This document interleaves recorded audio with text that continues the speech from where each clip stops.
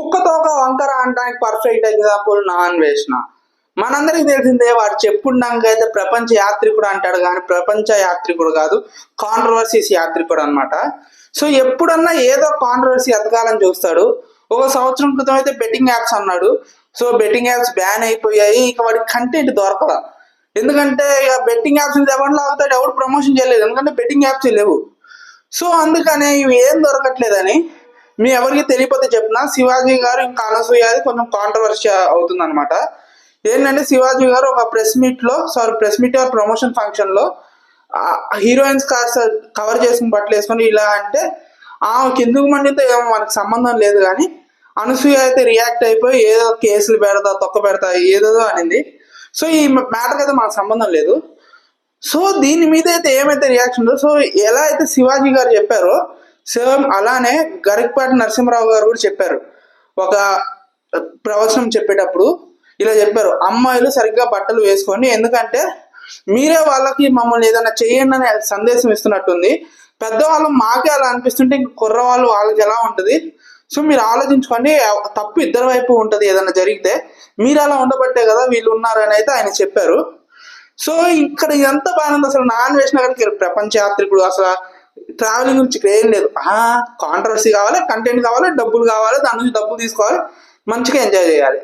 So అలా అనుకుని వచ్చాడు నాన్వేషణ మధ్యలోకి, అసలు సంబంధమే లేకుండా వీడియోలు పెట్టడం స్టార్ట్ చేశాడు. అసలు ఇందులో విషయం ఏంటంటే శివాజీ గారు అనసూయ మధ్య దానిలో గరికపాటి నరసింహారావు గారికి కూడా సంబంధం లేదు. ఆయన ఎప్పుడో సంవత్సరం క్రితం ఆ ప్రవచనం పెట్టారు. సో వీడొచ్చి ఈయన ఒక గుండోడు ఏదో సంథింగ్, అసలు మీరు చూస్తే ఒక ఆయన భక్తుడుగా మీరు ఆయన చూస్తే అన్వేష్ గారు ముందుంటే పొడిచేస్తారండి. సో అంత గలీజ్గా మాట్లాడాడు అనమాట.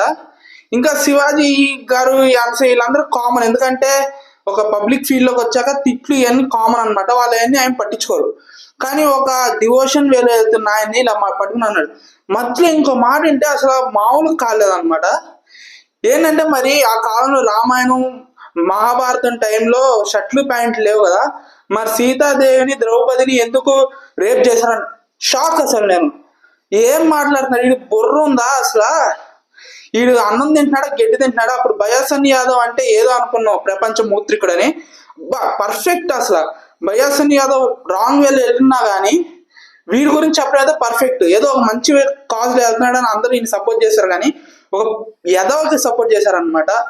ఇందులో రావణ్ ఫరీ కూడా రియాక్ట్ అయ్యాడు. అబ్బా ఫస్ట్ టైం రావణ్ ఫరీ ఇంత మంచిగా చెప్పాడు కదా అనిపించింది.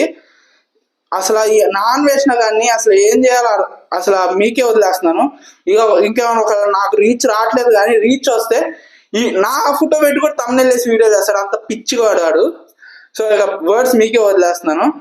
సో ఇలా అయితే జరుగుతుంది. నాన్వేషణ అని ఇంకా మీరు చూస్తాం, వాడు మా దేవుడు, వాడు మా ప్రపంచం అంతా చూపిస్తానంటే మీ ఇష్టం. ఇక ఈ వీడియో ఎలా అనిపించిందో కామెంట్ చేయండి. లైక్ చేయండి, సబ్స్క్రైబ్ టు లోకీ పల్స్.